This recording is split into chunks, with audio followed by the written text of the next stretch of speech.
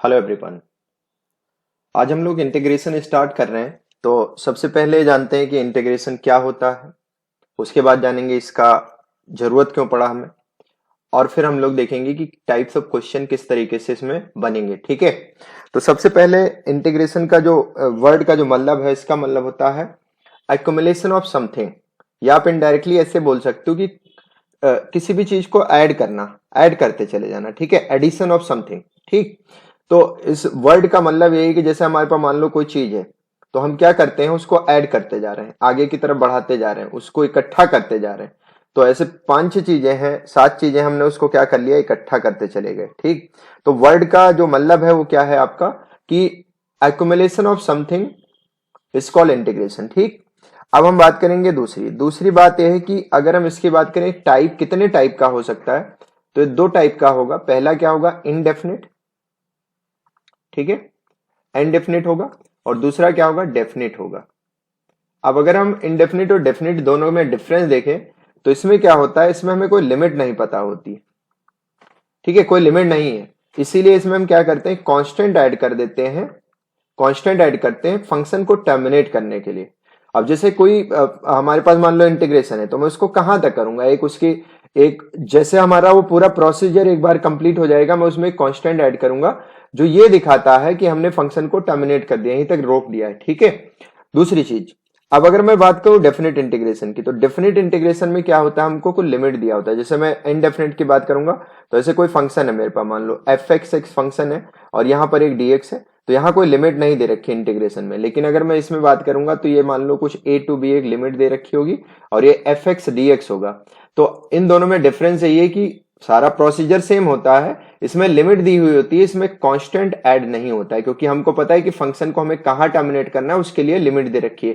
जैसे अगर मैं आपसे इनडायरेक्ट बात करूं कि मुझे अगर चारबाग से आलमबाग जाना है, तो ये रहा चारबाग, ये रहा आलमबाग, हमें पता है ना कि कितनी डिस्टेंस ट्रैवल करनी है, लेकिन यहां हमको पता नहीं है, तो इसलिए हम क्या करते हैं, कांस्टेंट ऐड कर देते हैं इसमें। वो हमारे फंक्शन को क्या करता है, टर्मिनेट करता है। ठीक है। तो पहला पॉइंट हमारा क्या होगा, इंटीग्रेशन क्या होता है, कितने टाइप का होता है। अब हम बात करेंगे इसकी जरूरत क्या पड़ी। तो इसकी देखो जरूरत पड़ी हमें फाइंड करने की, क्या, एरिया, वॉल्यूम फाइंड करने के लिए जरूरत पड़ी इसकी हमें। ठीक है। और और भी कई जगह यूज होता है, जैसे फिजिक्स में यूज हो जाता है कभी कभी, या मान लो हमें ऐसे कुछ पॉइंट्स फाइंड करने हैं तो वहां पर भी यूज हो जाता है। तो किसी के दिमाग में चल रहा होगा एरिया, तो यार हम ऐसे मान लो सर्कल है, सर्कल का अगर मैं बोलूं एरिया बताओ, तो आप बोलोगे पाई आर स्क्वायर होता है। या मैंने सिलेंडर का बोल दिया सरफेस एरिया क्या होता है, या टोटल सरफेस एरिया क्या होता है, तो आप फॉर्मूला लिख देते हो। लेकिन कभी आपने नहीं सोचा कि ये आया कहां से। तो पहली बात तो ये है कि ये जो फॉर्मूले सारे निकल के आते हैं, वो सिर्फ और सिर्फ इंटीग्रेशन मेथड से निकल के आते हैं।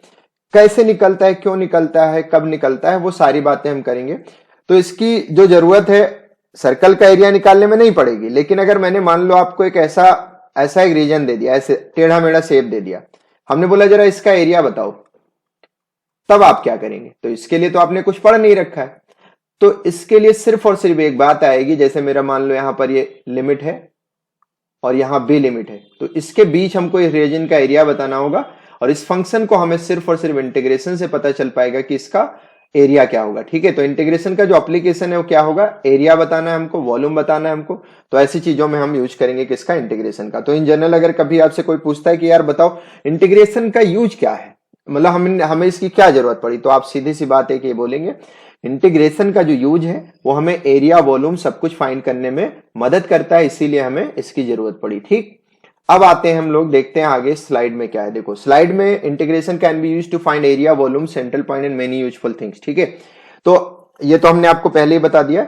और यहां पर आप देख लो, ये फिर से यहां पर वही बात दिखाएगी कि अगर मान लो आपका यहाँ ए लिमिट है और ये बी लिमिट है, हमें इसका सरफेस एरिया बताना है। कोई एक फंक्शन है, देख लो कोई इक्वेशन हो सकती है, तो इसका एरिया हम कैसे निकालेंगे, तो सिर्फ और सिर्फ इंटीग्रेशन मेथड से ही निकाला जा सकता है। अब ये एक्स में भी वेरिएबल हो सकता है, वाई में भी हो सकता है, ऐसा कुछ नहीं, ये इधर भी बना हो सकता है, ये इस वाले पोर्शन पर भी बना हो सकता है। तो आपको ये सोचना है कि जिसके रिस्पेक्ट में बोलेगा उसके रिस्पेक्ट में वो लिमिट देगा, और उसके रिस्पेक्ट में हमसे ये उस एक्सिस में पूछेगा। तो अगर मैं यहाँ थर्ड क्वाड्रेंट की बात करूंगा, मतलब थर्ड कोऑर्डिनेट की बात करते हैं, तो यहां पर भी ये चीज हमसे पूछी जा सकती है इस वाले क्वाड्रेंट पे। ठीक है। तो यहां जो वेरिएबल हमको दिखे वो क्या दिखे, एक्स, वाई और जेड, ये 3 एक्सिस होती है। तीन हमारे वेरिएबल हो गए, तो इनमें किसी के भी रिस्पेक्ट हमसे इंटीग्रेशन करवा सकता है, ठीक। और बाकी जिसके साथ, जैसे मान लो मैंने टी नहीं लिखा है, अब उसने एक्स की जगह टी लिख दिया, तो आप टी के रिस्पेक्ट में भी कर सकते हो। मतलब जैसे मैं अगर अपना नाम बोलूं, जैसे मान लो मेरा नाम ऐसे मैंने लिखा राहुल, ठीक है। अब मैं बोलूं इसको एल के रिस्पेक्ट में करूं, मतलब डी एल के रिस्पेक्ट में करूं, तो आप क्या करोगे, राहुल में राहु ऐसे हो जाएगा और एल का इंटीग्रेशन होगा, बाकी जिसके रिस्पेक्ट में नहीं बोलता है वो सारा हो जाता है कांस्टेंट टर्म। अब ये कैसे आता है बाकी हम लोग बात करने वाले हैं, हालांकि इसका जो इंटीग्रेशन होगा वो क्या हो जाएगा, एल स्क्वायर, मतलब 1 प्लस पावर में क्या है 1 है, तो 1 ऐड हो जाएगी और डिवाइडेड में 2 आ जाता है, प्लस में क्या हो जाएगा कांस्टेंट टर्म ऐड होगा, क्योंकि ये फंक्शन हमारा कैसा है, देखो इंडेफिनिट फंक्शन है, ठीक है, इंडेफिनिट फंक्शन है। अगर हमने लिमिट दे दी होती कि राहुल को आप 2 से 3 में करो, तो जहां पर ये आपकी वैल्यूज हैं एल और एल स्क्वायर, यहां पर आप एक बार ए पुट करते एक बार बी, तो उसका जो रूल होता है वो मैं समझाऊंगा अभी आपको सिर्फ ये ध्यान देना है कि हमारा जो इंडेफिनिट इंटीग्रेशन है वो कैसे होता है, ठीक। तो आते हैं, बात करते हैं इसी पर, और हमारे जो फॉर्मूलेज हैं वो सिर्फ एक्स एक्सिस के लिखे हुए हैं सारे, लेकिन ऐसा कोई फिक्स नहीं है कि नहीं एक्स एक्सिस पे ही निकालना है। हो सकता है मैं एक्स पे ना पूछ के मैं वाई में फंक्शन दे दूं, तो वाई के रिस्पेक्ट में भी कर सकते हो, टी के रिस्पेक्ट में कर सकते हो, जेड के रिस्पेक्ट में कर सकते हो, जो हमसे कहेगा उसके रिस्पेक्ट में आप इंटीग्रेशन को वही फॉर्मूले लगा के कर सकते हो, उसको एक्स की जगह रिप्लेस करके कर सकते हो, ठीक। पहला चीज, कभी कोई कांस्टेंट है, कांस्टेंट का मतलब अगर हमने मान लो इंटीग्रेशन आपसे पूछा 1 है, 1 क्या है, कांस्टेंट है, तो अगर मैं इसका dx पूछता हूं तो आप ये बोलेंगे कि जब यहां कुछ नहीं होगा, जैसे मान लो यहां कुछ नहीं लिखा हमने, तो भी 1 होता है, तो 1 का इंटीग्रेशन हमेशा क्या होगा, x होगा, और ये अगर मेरा इंडेफिनिट है तो इसमें प्लस ही हो जाएगा फंक्शन को टर्मिनेट करने के लिए। दूसरी चीज, अब हमने यहां देखो फंक्शन किस में दिया है, ए में दिया है, लेकिन हमने इंटीग्रेशन एक्स में पूछा है, तो आपका जो ए है वो कांस्टेंट हो जाएगा, क्योंकि इसके रिस्पेक्ट में इंटीग्रेशन इसका क्या हो जाएगा, कांस्टेंट।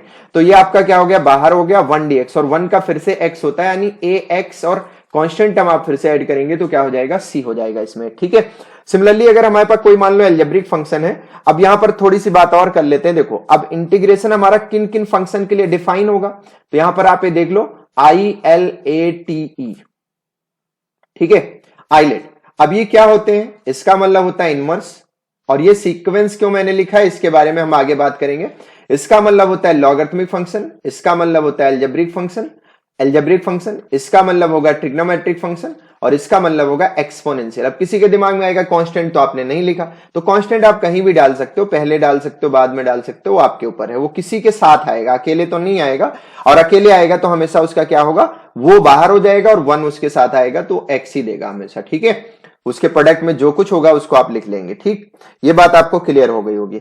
अब बात करें इनवर्स फंक्शन हमारे कैसे डिफाइन होंगे, तो इनवर्स में देखो आपने पढ़ा होगा sine inverse x, cos inverse x, tan inverse x, ऐसी चीजें आपने पढ़ रखी होंगी। लॉग में क्या है आपका, लॉग एक्स है या 1/x है, और भी कई फॉर्मूलेज बनाए जा सकते हैं। एल्जेब्रिक में आप कुछ भी ले सकते हो। एल्जेब्रिक में क्या होगा, एल्जेब्रिक में मान लो एक्स में फंक्शन दे रखा है, या आपका मान लो कभी कभी ऐसा हो सकता है कि ये वाई में भी फंक्शन दे दे, वाई स्क्वायर 3x दे दे, या टी स्क्वायर दे दे प्लस 3t दे दे, ऐसा कुछ भी दे सकता है। तो एल्जेब्रिक की पहचान कैसे करनी है हमने बताया। सिर्फ ट्रिग्नोमेट्रिक आपको पता है, साइन कॉस टैन ये सारा होता है। एक्सपोनेंशियल में क्या होगा, e की पावर x होगा, e की पावर x हो सकता है, e की पावर ax हो सकता है, e की पावर 2tx हो सकता है, कुछ भी हो सकता है, वो डिपेंड करेगा फंक्शन कैसा। बस ये ध्यान रखो e होगा उसमें, जब e होगा तो फंक्शन कैसा होगा आपका, एक्सपोनेंशियल होगा, ठीक है, एक्सपोनेंशियल।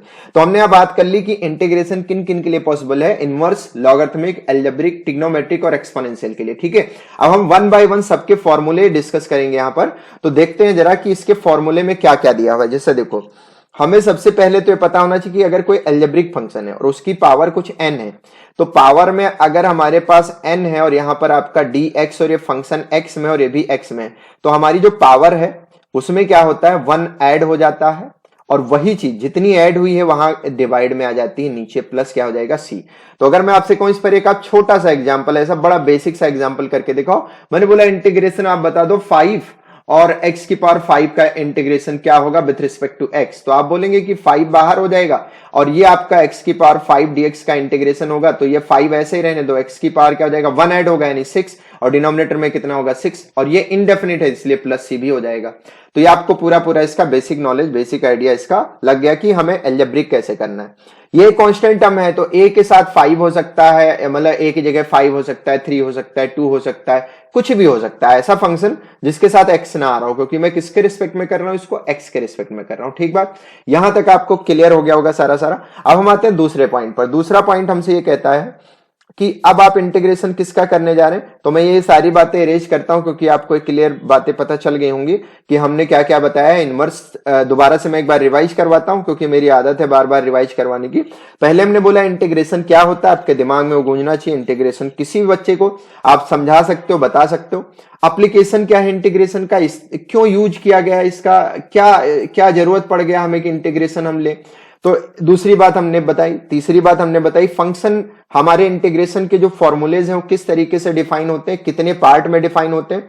तो पहला तो कांस्टेंट पार्ट हो गया। दूसरा हमारा देखो आइलेट फॉर्म होता है। आइलेट फॉर्म में क्या होगा, इनवर्स होगा, लॉगरिथमिक होगा, एल्जेब्रिक होगा, ट्रिग्नोमेट्रिक होगा, एक्सपोनेंशियल होगा। पहचान कैसे होती है, सबके साथ कहीं यहां इनवर्स लगा होगा तो इनवर्स हो गया, लॉग में फंक्शन दे रखा है तो लॉग हो गया, एल्जेब्रा में एक्स वाई जेड टी कुछ भी फॉर्म दे सकता है हमको, ट्रिग्नोमेट्रिक में साइन कॉस टैन हो सकता है, डॉट डॉट डॉट आप 6 जो आइडेंटिटीज है वहां तक जा सकते हैं। एक्सपोनेंशियल में ई होगा यानी पावर कुछ आएगा उसके ऊपर, तो ई के पावर में कुछ भी हो सकता है, ई होगा यहां पर।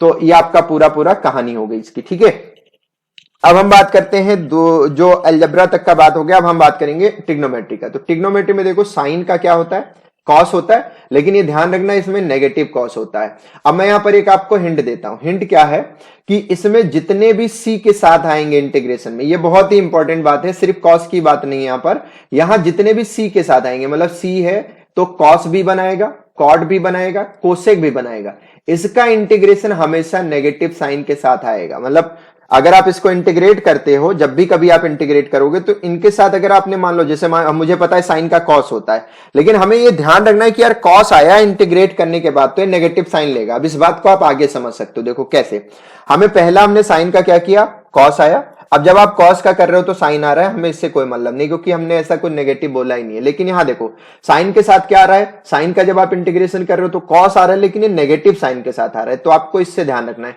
कि सी से शुरू होने वाले वो फंक्शन जिनका रिजल्टेंट जो रिजल्ट है वो सी से आता है, मतलब सी से शुरू होने वाले नहीं, हमने इंटीग्रेट किया और रिजल्ट हमारा सी से शुरू होता है तो उसके साथ नेगेटिव साइन जरूर आएगा। ठीक, अगर आप गलती करते हो तो इस बात को आप दिमाग में बिठा लेना कि जिसका रिजल्ट सी से आएगा वो नेगेटिव साइन के साथ आएगा। अगर कभी मान लो गलती होती है, अक्सर होती है बच्चों से, जब शुरू में पढ़ना शुरू करते हैं तो ऐसी गलतियां हो जाती हैं। दूसरे में आते हैं, कॉस है, कॉस एक्स डीएक्स का क्या होगा, देखो साइन एक्स होगा और प्लस सी तो क्यों ऐड हो रहा है वो आपको हमने बता दिया। सेक स्क्वायर एक्स का क्या होता है, सेक स्क्वायर डीएक्स का होता है tan एक्स। देखो यहां पर सेक स्क्वायर, यहाँ tan है तो यहां भी नेगेटिव साइन नहीं आया। कोसेक स्क्वायर एक्स डीएक्स से देखो यहां नेगेटिव आ गया क्योंकि कॉट होता है इसका, कोसेक का क्या होता है, कॉट होता है। इतना तो ध्यान रखना है पहले, उसके बाद नेगेटिव कैसे आया वो हमने यहां पर आपको बता दिया। ठीक, अब यहां पर आप देख लें कि सेक एक्स tan एक्स अगर हमें दे रखा है, दोनों का प्रोडक्ट दे रखा है, तो वैल्यू हमारी क्या होगी, सेक एक्स प्लस सी हो गई, सेक एक्स प्लस सी। और ये आपका सेक से आया मतलब एक्स है, तो ये वाली वैल्यू जो आपकी है एक्स से मतलब एस से शुरू हो रही है तो नेगेटिव नहीं देगा। ठीक है, नेगेटिव नहीं देगा। अब ये देखो कोसेक एक्स और कॉट एक्स से इसका क्या होगा, कोसेक होगा। ये सी एस सी का मतलब है कोसेक एक्स, और कोसेक एक्स क्या होता है, नेगेटिव साइन के साथ होगा क्योंकि ये फिर से सी से शुरू हो गया है। अब बात करेंगे 1/x की। तो 1/x को कभी गलती से मैं आपको बता दूं, ये मत करने लगना कि ये x की पावर -1 होगा और ये इंटीग्रेशन dx ऐसे कर लें, ऐसा नहीं होता है। सिर्फ x के लिए, बाकी के लिए होता है। जैसे x स्क्वायर होता तो पावर ऊपर जाती माइनस होता। इसका जो रिजल्ट होता है वो क्या होता है, इसका log x होता है, बेस e ले सकते हो आप। ठीक है, नेचुरल लॉग प्लस ही आएगा ही आएगा। तो ये बात यहां पर लिखी हुई है। ये करना क्या नहीं है वो हमने समझा दिया, करना क्या है वो भी आपको पता होना चाहिए। ये हमें करना है, ये नहीं करना है। फिर आते हैं हम लोग देखो एक्सपोनेंशियल में। एक्सपोनेंशियल का जो इंटीग्रेशन है हमेशा e की पावर x होता है, e की पावर x होता है। ऐसा क्यों होता है, अगर आपको थोड़ा सा ध्यान हो कि e की पावर x की जो सीरीज होती है वो क्या होती है, 1 होती है। फिर उसके बाद होती है मतलब 1/1 का फैक्टोरियल, 1/2 का फैक्टोरियल, 1/3 का फैक्टोरियल, और ऊपर अगर x है तो x आता चला जाता है। तो जब भी कभी आप इसका इंटीग्रेशन करोगे तो फिर से अगर मैं इसमें से कुछ भी करता चला जाऊं, फंक्शन हमारा बार बार वही इनफाइनाइट तक रिपीट होता जाता है। तो वही जब रिपीटेशन हो जाएगा तो फिर आपकी जो वैल्यू है वो इंटीग्रेट करो, कुछ भी करो, बार बार रिजल्ट मेरा वही मिलेगा। तो मैं क्या करूंगा, उसको ex ही रहने दूंगा। दूसरी चीज, अब बात आती कि अगर कभी मान लो मेरे पास कोई कांस्टेंट है, मैंने लिखा 5 की पावर x dx का इंटीग्रेशन क्या होगा। तो आपको याद रखना है कि इसका जो 5x का है ये क्या होगा, 5 की पावर x ऐसे रहेगा, और डिनोमिनेटर में क्या आएगा log, और ये ln का मतलब नेचुरल होगा नहीं बेस ही, और यहां जो भी कांस्टेंट होगा वो आएगा, और प्लस क्या होगा आपका c होगा। तो यहां तक आपको सारी बातें क्लियर हो गई होंगी। अब हम थोड़ा सा एडवांस फॉर्मूलेज पर चलेंगे। जैसे ये हमारा पूरा बेसिक जो फॉर्मूला ये आपको याद होना चाहिए। पहला फॉर्मूला हमने बता दिया, दूसरा बता दिया, तीसरा बता दिया। अब हम इसके कुछ एग्जांपल करते हैं, उसके बाद हम फिर और कुछ फॉर्मूलेज बताते हैं, फिर बात करते हैं, ठीक है। चलो अब आते हैं हम लोग क्वेश्चन पर। तो पहला देखो एग्जाम्पल हमारे पास बहुत ही आसान सा लिखा हुआ है, आप सभी को देखते ही इसका आंसर करना चाहिए। अगर आप वीडियो देख रहे होंगे घर पे तो आप इसका तुरंत आंसर करें अपने आप। हमने अभी बताया कि ये 10x क्यूब है, इसको आप ओपन कर लो x के रिस्पेक्ट में, और ये आपका कितना है देखो, ये आपका इंटीग्रेशन 2 sec स्क्वायर x है dx है, ठीक है। अब अगर हम आपसे कहें कि 10 आप बाहर लिख लो, x ऐसे रहने दो, x क्यूब dx, और यहां पर आप क्या कर लेंगे 2 बाहर कर लेंगे, integration sec square x dx कर लीजिए, ठीक है। अब आपको अभी बताया हमने कि अगर कभी भी इंटीग्रेशन x की पावर n dx है तो इसकी जो वैल्यू है वो क्या हो जाएगी, फंक्शन में 1 ऐड हो जाता है, और यहां क्या आता है डिनोमिनेटर में ये वाली वैल्यू आती है। तो अगर हम आपसे बोले इसको आप जरा सिंप्लीफाई करके लिखो, तो आप 10 ऐसे रहने दो, और x की पावर क्या जाएगा 4/4 हो जाएगा, ठीक। अब आपके दिमाग में एक बात चल रहा होगा, अभी प्लस सी कर दें क्या, अभी लास्ट में कर लेंगे, क्योंकि हम अभी आधा फंक्शन किए हैं आधा नहीं किए हैं, ठीक है। दूसरे में आओ, और आपने भी पढ़ा कि sec स्क्वायर x dx का क्या होता है, tan x होता है, ठीक है, tan x होता है। और जब डिफरेंशिएशन आप पढ़ेंगे तो इसमें, और इसमें एक चीज और आप सीखेंगे कि जो इसका, जैसे मैंने यहां sec स्क्वायर लिखा है, किसका, इसका इंटीग्रेशन है, वहां tan का sec स्क्वायर होता है डिफरेंशिएशन। तो वो चीजें भी हम लोग सीखेंगे, उल्टा होता है, जस्ट इसका रिवर्स प्रोसेस होता है। अब इसको आप 2 से काट दो तो 5 टाइम, ये कितना टाइम कट गया 2 टाइम, तो आपका जो फाइनल रिजल्ट बनेगा वो बनेगा 5x की पावर 4 अपॉन 2 माइनस क्या बन जाएगा 2 tan x प्लस सी। तो आप इसको और कई फॉर्म में लिख सकते हो, मान लो इधर 2 मल्टीप्लाई करके लिख दो, या और आपको थोड़ा सिंप्लीफाई करना है साइन कॉस के फॉर्म में लिखना है, साइन कॉस के फॉर्म में लिख दो, वो जैसा आंसर दिया होगा उस फॉर्मेट में आपको इसको लाना पड़ेगा, ठीक है। अलजेब्रा और ट्रिग्नोमेट्री का एक कॉम्बिनेशन था, ये दोनों हमने देख लिया। अब हम बढ़ते हैं नेक्स्ट एग्जांपल पर। नेक्स्ट एग्जांपल हमारे पास देखो बहुत ही आसान सा एग्जांपल है ये भी। ये dx इधर आएगा, ये इधर डिनोमिनेटर में नहीं है, ये dx यहां आ जाएगा, तो ये आपको कंफ्यूज नहीं होना है इसमें। अब हमने देखा कि ये x की पावर e लिखा है, अब e के रिस्पेक्ट में तो आप कर नहीं रहे हो इसका इंटीग्रेशन, तो आपके दिमाग में तुरंत आना चाहिए कि e जो है वो किस तरीके से बिहेव करेगा हमारे साथ, ठीक है। और यहां क्या आ जाएगा आपका देखो dx आएगा, और यहां पर आपका e की पावर e है, और इंटीग्रेशन क्या है देखो dx है, ठीक बात। अब आपको ये पता है कि जब ये x है और इसकी पावर में कुछ है, अभी हमने बताया था इसकी पावर में कुछ भी हो सकता है, n हो सकता है, e हो सकता है, जिसके रिस्पेक्ट में आप नहीं कर रहे हो, तो ये फंक्शन कैसे लिखा जाएगा, ये लिखा जाएगा e प्लस 1, और यहां डिनोमिनेटर में क्या आएगा e प्लस 1 पावर में। अब यहां पर आप ये देखो e की पावर x है, तो ये आपने देखा एक्सपोनेंशियल है, और कोई भी एक्सपोनेंशियल फंक्शन है dx है, तो इसका जो इंटीग्रेशन है वो हमेशा क्या होता है e की पावर x होता है, प्लस c होता है। सिमिलरली यहां पर भी ये क्या हो जाएगा e की पावर x ही रहेगा। और यहां पर आप ये देखेंगे कि यार ये e की पावर e लिखा है, अब e की पावर e है और यहां इंटीग्रेशन x के रिस्पेक्ट में, मतलब ये पूरा कांस्टेंट फंक्शन है। तो अगर ये कांस्टेंट फंक्शन है, अच्छा अगर यहां e की पावर मान लो हमने e x लिखा होता तब तो e x होता, लेकिन अगर यहां a की पावर हमने x लिखा होता तब आपको ध्यान होना चाहिए, अभी हमने बताया था कुछ कि a की पावर x आएगा और यहां क्या आएगा log a आएगा, ठीक है। तो ये दोनों में ये सब बड़ी छोटी छोटी बातें हैं, लेकिन यही सब मेन पॉइंट है इसमें जो आपको कंफ्यूज करेंगी। तो ये सब चीजें आपको साथ ही साथ हमारे क्लियर करते चलना, हर पॉइंट का फॉर्मूला मैं लिखता चलूंगा आपके लिए, ठीक है। और ये e की पावर e हो गया और dx हो गया। अब e की पावर e dx है, तो आपको पता है कांस्टेंट है, कांस्टेंट बाहर लिख लिया हमने, इंटीग्रेशन 1 dx अभी आपने पढ़ा था, कितना हो जाएगा ये x हो जाएगा। तो हमारा जो फाइनल रिजल्ट है वो कुछ इस तरीके से लिखा जाएगा, x की पावर e प्लस 1, नीचे कितना आ जाएगा e प्लस 1 आ जाएगा, प्लस e की पावर x आ जाएगा, और ये वैल्यू आपकी क्या हो जाएगी x e की पावर x प्लस c हो जाएगा। तो ये आपका क्या है पूरा पूरा फंक्शन है, ठीक है। आपको पिछला वाला इंटीग्रेशन ट्रिग्नोमेट्री और अलजेब्रा का कॉम्बिनेशन था, ये अलजेब्रा और एक्सपोनेंशियल का कॉम्बिनेशन है, ठीक है। तो ऐसे आप बहुत सारे कॉम्बिनेशन एक साथ बना सकते हो। तो अब हम लोग देखते हैं कि कौन कौन सा मेथड हम यूज कर सकते हैं इंटीग्रेशन को सॉल्व करने में। तो पहला मेथड आप देखेंगे बाई सब्स्टिट्यूशन, दूसरा बाई पार्शियल फ्रैक्शन और तीसरा बाई पार्ट्स। ठीक है, तो वन बाय वन हम सारा डिस्कस करेंगे। तो अभी के लिए, आज के लिए ये वाली वीडियो काफी है आपके लिए। एक बार हम रिवीजन करवा देते हैं, दोबारा से सारा शुरू से रिवीजन करवा देते हैं ताकि आपको ये अच्छे से और आ जाए। इंटीग्रेशन क्या होता है? Accumulation of something is called integration, या रिवर्स प्रोसेस ऑफ डिफरेंशिएशन भी आप बोल सकते हो। इंटीग्रेशन का यूज क्या है? एरिया फाइंड करना है, हमें वॉल्यूम फाइंड करना है, सेंट्रल पॉइंट्स फाइंड करने हैं, मेनी यूजफुल थिंग्स का मतलब फिजिक्स वगैरह में भी यूज होता है, तो केमिस्ट्री में भी यूज होता है, जहां आप लाइफ साइकिल वगैरह निकालते हैं वहां पर भी यूज होता है। ठीक है, वेरिएबल तीन तरीके के हो सकते हैं और भी हो सकते हैं, ऐसा कोई फिक्स नहीं है कि नहीं तीन तरीके का हो। मतलब हमने बताया कि अगर आप एक्स एक्सिस में जा रहे हो तो फंक्शन एक्स में होगा, वाई में जा रहे हो तो वाई में फंक्शन होगा, और जेड में जा रहे हो तो जेड में फंक्शन होगा। ठीक है, नेक्स्ट पॉइंट हमने बताया कि किसी भी चीज का हम इंटीग्रेशन कैसे करते हैं और कितने टाइप के तरीके से आते हैं हमारे पास फंक्शन। तो आइलेट आपको याद होना चाहिए, इनवर्स, उसके बाद लॉगरिथमिक, फिर ट्रिग्नोमेट्रिक, अलजेब्रिक, एक्सपोनेंशियल, ये फंक्शन हो गया और ये कांस्टेंट आता है। तो हमने क्या करा, देखो यहां पर सबके हमने फॉर्मूलेज लिखे, इनवर्स के अभी हमने नहीं लिखे, तो इनवर्स की भी हम बात करेंगे।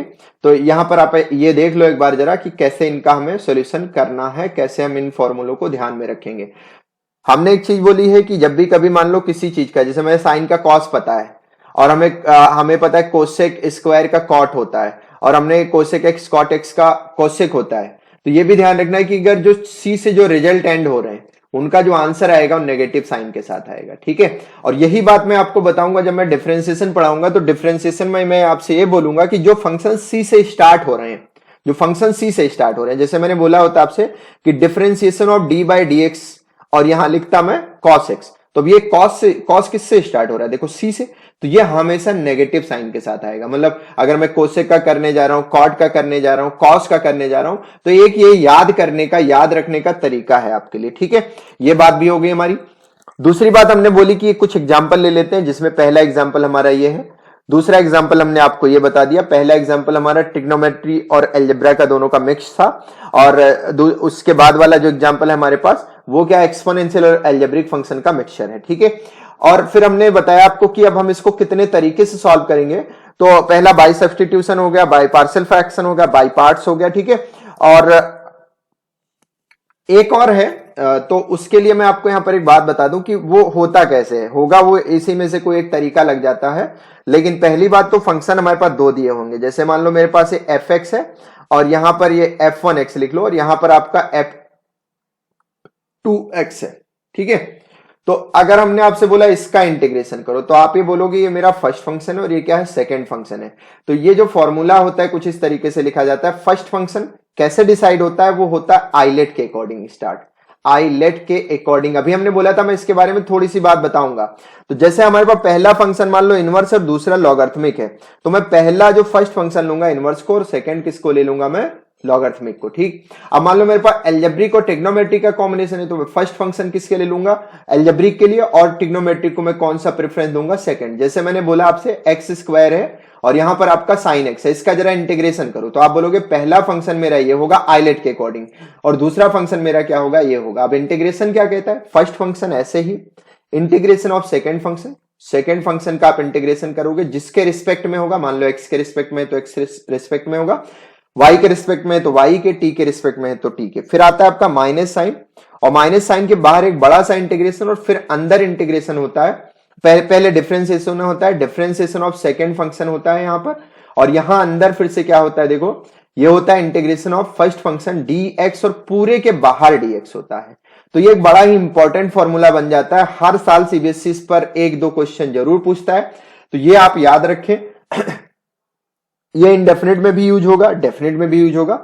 तो आपको ध्यान क्या रखना है कि कभी दो फंक्शन है तो हमें किसको प्रेफरेंस देना है, आइलेट के अकॉर्डिंग देना है। अब आपके दिमाग में चल रहा होगा कि यार तीन फंक्शन नहीं हो सकते क्या, तो तीन भी हो सकते हैं। तो आपको ये ध्यान रखना है इसमें सीक्वेंस क्या है। जैसे मान लो लॉगरिथमिक है, अलजेब्रिक और ट्रिग्नोमेट्रिक है, तो मैं दो को एक साथ सॉल्व करूंगा और एक सिंगल अलग करूंगा, लेकिन सीक्वेंस नहीं चेंज करूंगा। जैसे सीक्वेंस का मतलब आइलेट है तो मैं पहले लॉगरिथमिक को फर्स्ट फंक्शन, दूसरे को सेकंड फंक्शन, फिर तीसरे को थर्ड फंक्शन। लेकिन जब मैं फाइनल सॉल्यूशन करने जाऊंगा तो फिर मैं एल को अलग करूंगा और इन दोनों के साथ चलूंगा एक बार, और उसके बाद इनका जब सॉल्यूशन करूंगा तो इनमें एक फर्स्ट और सेकंड लूंगा। बात आप दोबारा समझो, मैंने क्या बोला, मैंने बोला मान लो मेरे पास तीन फंक्शन है, लॉगरिथमिक है, एल्जेब्रिक है और ट्रिग्नोमेट्रिक है। मैं ऐसे लिख देता हूं, मैंने मान लो एक्स क्यूब ले लिया और यहां मैंने ले लिया कुछ ऐसा लॉगरिथमिक फंक्शन, मान लो मैंने लॉग एक्स ले लिया, और उसके बाद हमने यहां पर ले लिया ट्रिग्नोमेट्रिक साइन एक्स ले लिया कुछ। हमने बोला इसको जरा आप इंटीग्रेट करो, तो पहला फंक्शन ये हो गया, दूसरा ये हो गया, तीसरा ये हो गया। हमें पता है ऑर्डर यही रहेगा, लेकिन जब आप सॉल्यूशन करोगे तो एक पेयर इसका बनाओगे, उसमें फिर से वो वाला ऑर्डर डिसाइड करोगे कि एल्जेब्रिक ट्रिग्नोमेट्रिक में फर्स्ट किसको दें, और फिर जो रिजल्ट आएगा उसको इसके साथ सॉल्व करोगे। तो ये बड़ा ही इंपॉर्टेंट फॉर्मूला है इसमें। ये first function integration of second minus differentiation of second function integration of first, तो पूरे के बाहर इंटीग्रेशन। तो यहां तक बताने के बाद आज की क्लास यहीं खत्म करते हैं, और नेक्स्ट क्लास में हम लोग फिर मिलेंगे। आगे देखते हैं क्या है, कैसे क्वेश्चन है, क्या तरीका है, कैसे सॉल्व करना है, वो सारी बातें हम लोग करेंगे। ठीक है, तो फिर thank you, bye bye, take care. आप पढ़ते रहिए और हम लोग आगे ऐसे कंटिन्यू चीजें सीखते रहेंगे। ठीक है।